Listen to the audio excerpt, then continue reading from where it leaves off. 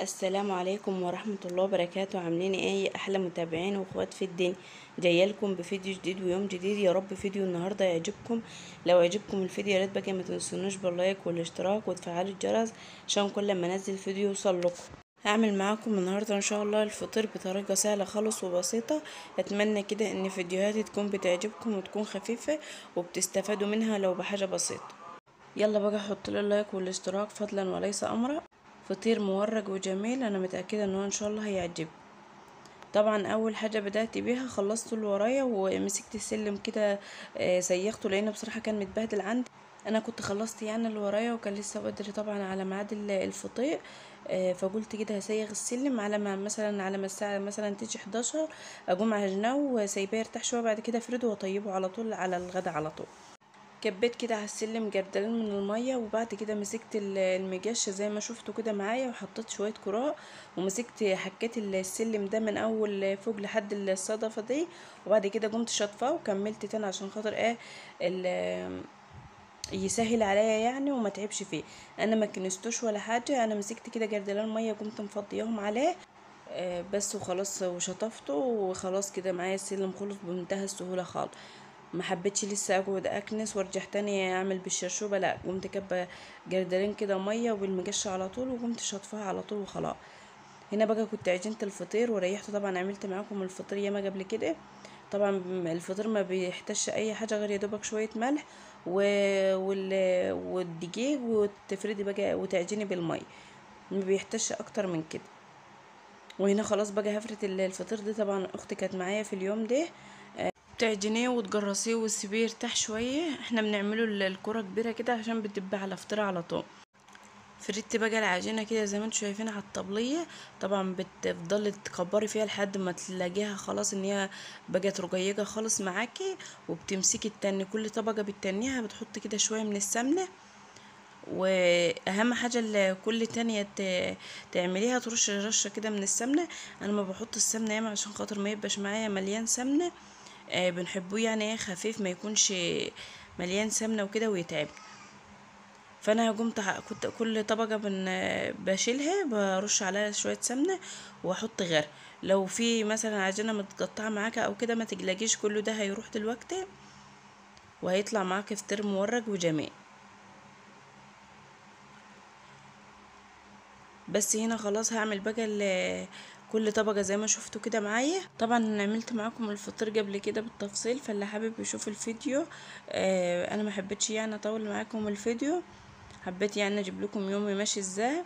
واسهل حاجه في العمايل يعني بيكون الفطير في ثواني كده بتعمليه وبتطيبوه خلاص كده وبيعدي يوم. وهنا بقى خلاص فردت الفطيره. خلصت يعني الفطيرة، وبعد كده بحط شوية سمنة في الصاج اللي انت هتطيبي فيه او الصينية حسب ما يكون عندك يعني الامكانية بتاعتي.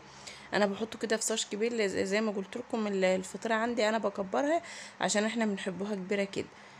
همسك بقى الفطيرة احط شوية من السمنة تحت كده على الطبلية وبيتفرد معاكي بكل سهولة. كنت الاول بصراحة بحط دقيق واقعد اعمل بالسراوة وكده. بس لا كده الاول كان تعب، انما لما حطيت سمنة وجربت كده فلقيته مريحني وبيتفرد معايا بكل سهولة خالص. وطبعا بيتفرد معاكي لانك انت مريحة العجينة وخدمة العجينة في اللات. همسك بقى العجينة دي اعملها كده زي ما انتم شايفين. شدي بقى على قد ما تقدري في العجينه عشان خاطر الفطير يطلع معاك مورق وحلو. لازم ما تخليش الحروف تخينه او الوسطانيه تخينه او كده. هعمل بقى الكميه كلها زي ما شفتوا معايا كده.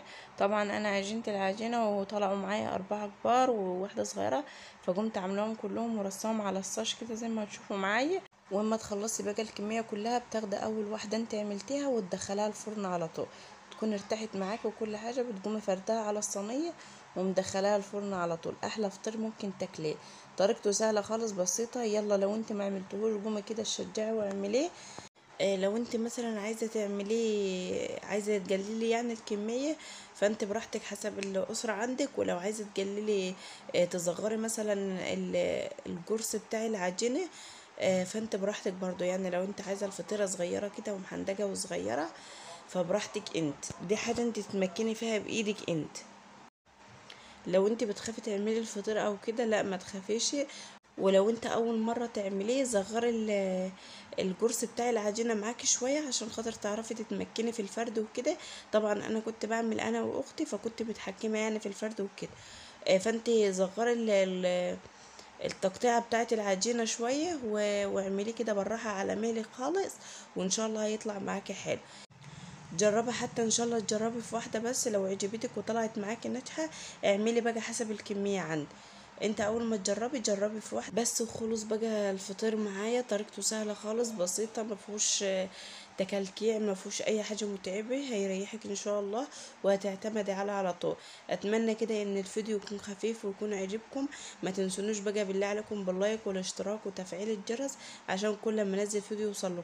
طبعا احنا بنحب اللون الناشف اللون يعني الاحمر شويه ده، لان بيبقى ناشف من فوق وبيبقى طعمه حلو. طلعي بقى شويه عسل اسمر كده على شويه طحينه على طماطم حسب ما تحب عندك وحسب ما تحب انت تاكلي الفطير بايه. وخلص فيديو النهارده، يا رب الفيديو كده يكون خفيف وتكوني طلعتي لو بمعلومه بسيطه مني. يا ريت بقى تشجعيني كده وتحطي لي اللايك والكومنت الحلو منك. استودعكم الله والسلام عليكم ورحمه الله وبركاته.